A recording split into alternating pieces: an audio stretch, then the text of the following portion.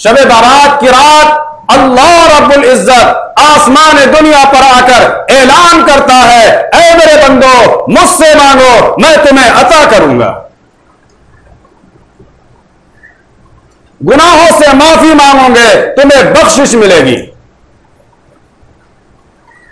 औलाद मांगोगे तुम्हें दिया जाएगा, दुनिया के खजाने मांगोगे अता किए जाओगे, रोजी मांगोगे दिया जाएगा, बीमारियों से छुटकारा मांगोगे शिफा अता की जाएगी।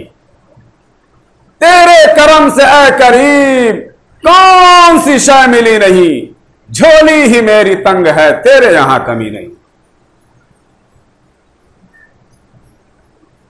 तो शब बारात की रात ऐसी फजीलत वाली रात है, ऐसी बरकत वाली रात है, ऐसी तकद्दुस वाली रात है, ऐसी रफ़अत वाली रात है, ऐसी अजमत व बुलंदी वाली रात है। इसलिए मेरे अजीज दोस्तों, शब बारात की रात हमारे दरमियान आने वाली है। उस रात के आने से पहले पहले हम अपने आप को तैयार कर लें कि इस रात को हम बर्बाद नहीं होने देंगे। इस आने वाली रात को हम अपने रूठे हुए मौला को मनाएंगे और जो साबका जिंदगी हमारी गुनाहों में गुजर गई है उससे तौबा करके हम सीधे रास्ते पर चलने का अहद करेंगे। ये तय कर लें अभी से। और शबे बारात की रात जिस महीने में आती है उस महीने की बहुत ज्यादा फजीलत है। हमारे नबी फरमाते हैं, शाबान शहरी रमजान शहरुल्लाह। ऐ लोगों, शाबान मेरा महीना है, रमजान अल्लाह का महीना है। शाबान मेरा महीना है, रमजान अल्लाह का महीना है। क्या मतलब?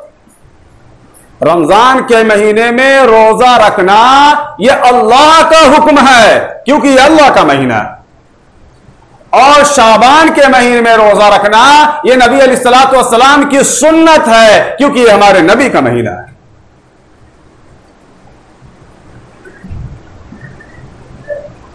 और हमारे नबी ने यह भी फरमाया कि ऐ लोगों, तुम शाबान की चांद को अच्छी तरह देखा करो।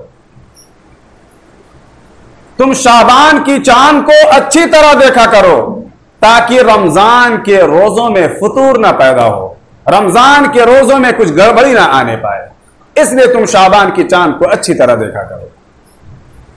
फिर हमारे नबी अलैहिस्सलातु वस्सलाम हमेशा ये दुआ मांगते थे, अल्लाहुम्मा बारिक लना फी रजब व शाबान व बल्लिगना रमजान। ऐ अल्लाह, तू हमारे लिए माह रजब में, माह शाबान में बरकत अता फरमा और हमें रमजान तक पहुंचा दे।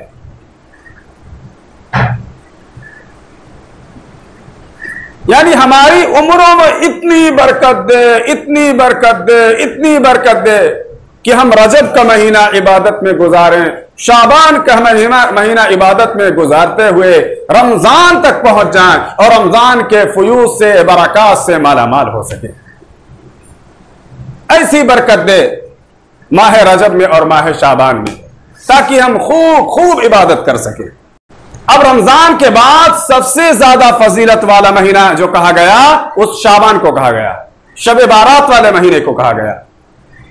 इसकी भी कोई वजह होगी, इसके अंदर भी कोई फजीलत वाला दिन होगा, कोई फजीलत वाली रात होगी जिसकी वजह से इस महीने को फजीलत वाला महीना कहा गया। तो मालूम यह हुआ कि इस महीने के अंदर एक रात है, वह है शब बारात की रात, जिसकी वजह से इस महीने को फजीलत वाला महीना करार दिया गया। तो रमजान के बाद सबसे फजीलत वाला महीना माह शाबान है। यह आका अलैहिस्सलातु वस्सलाम की सुन्नत से साबित है। हदीस पाक के अंदर आता है, काना अहब्बु शुहूरि इला रसूलिल्लाहि सल्लल्लाहु अलैहि वसल्लम। अल्लाह के रसूल सल्लल्लाहु अलैहि वसल्लम के नजदीक सबसे महबूब तरीन महीना रोजा रखने के एतबार से माह शाबान है। और कभी शाबान के रोजों को रमजान के रोजों से मिला देते थे, कभी शाबान के आधा महीने रोजे रखते थे, कभी पूरा पूरा महीना रोजा रखते थे, कभी कुछ दिन रोजा रखते थे। लेकिन माह शाबान में कसरत से रोजा रखते थे। हजरत उम्मे सलमा रज़ी अल्लाह ताला अन्हा कहती हैं, मैंने नबी पाक सल्लल्लाहु अलैहि वसल्लम को मुसलसल 2 महीने लगातार पे दर पे रोजा रखते हुए कभी नहीं देखा सिवाय शाबान और रमजान के। 2 महीने लगातार कभी तो आपने रोजा रखा ही नहीं, अगर कभी मैंने देखा भी तो शाबान और रमजान, इन 2 महीनों में मैंने लगातार रोजा रखते हुए देखा। लेकिन अब सवाल यह पैदा होता है कि अल्लाह के रसूल सल्लल्लाहु अलैहि वसल्लम माह शाबान में इतना ज्यादा रोजे क्यों रखते थे? आखिर वजह क्या थी? रमजान मुबारक के रोजे तो समझ में आते थे कि वो फर्ज हैं, अल्लाह की जानिब से हुक्म है कि ऐ लोगों तुम रमजान में रोजे रखो, इसलिए हम रोजे रखते हैं। लेकिन हुजूर शाबान में क्यों रोजा रखते थे, इसकी वजह क्या है? तो आइए हजरत उसामा बिन ज़ैद रज़ी अल्लाह ताला अन्हु की रिवायत की तरफ। हजरत उसामा बिन ज़ैद कहते हैं, मैंने अल्लाह के रसूल सल्लल्लाहु अलैहि वसल्लम से पूछा, ऐ अल्लाह के रसूल, आप माह शाबान में बहुत कसरत से रोजे रखते हैं, इतना मैंने किसी महीने में नहीं देखा रोजा रखते हुए। हुजूर इसकी वजह क्या है, इसका रीजन क्या है, इसका सबब क्या है? तो नबी पाक सल्लल्लाहु अलैहि वसल्लम फरमाते हैं, ज़ालिका शहरुन यग़फ़लु अन्नासु अन्हु बैन रजब व शाबान। शाबान का महीना एक ऐसा महीना है जो माह रजब और रमजान के बीच में आता है और ज्यादातर लोग इसकी फजीलत से नावाकिफ है। अक्सर लोग इसकी फजीलत को जानते नहीं हैं। वह हुआ शहरुन, यह एक ऐसा महीना है जिसमें बंदों के आमाल खुदा की बारगाह में पेश किए जाते हैं। यानी शाबान के महीने में हमारे जो आमाल हैं वो खुदा के सामने पेश किए जाते हैं और हमारे नबी फरमाते हैं, ऐ लोगों, मेरा दिल चाहता है कि मेरा अमल जब खुदा के सामने पेश किया जाए तो मैं रोजे की हालत में रहूं। आप अंदाजा लगाइए कि हमारे नबी सल्लल्लाहु अलैहि वसल्लम ने इस महीने में रोजा रखने का बुनियादी राज हमें बता दिया कि इस महीने में बंदों के आमाल खुदा के सामने पेश किए जाते हैं। तो जब इस महीने में बंदा इबादत करेगा, नमाज पढ़ेगा, रोजा रखेगा, ज़कात देगा, हज करेगा और बहुत सारे तिलावत करेगा, सदक़ात व खैरात करेगा, अपने रब को राजी करने वाले आमाल करेगा, तो जो उसका अमल खुदा के सामने पेश किया जाएगा तो अल्लाह रब्बुल इज्जत उसके अमल को अपनी बारगाह में कबूल फरमा लेगा और उसको बख्शिश व मग़फ़िरत की सनद अता फरमा देगा। ऐ आयशा, क्या तुम जानती हो कि इस रात में क्या होता है?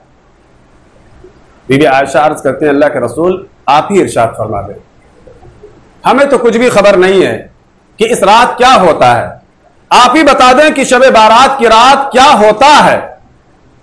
तो हमारे नबी अलैहिस्सलातु वस्सलाम ने फरमाया, शब बारात की रात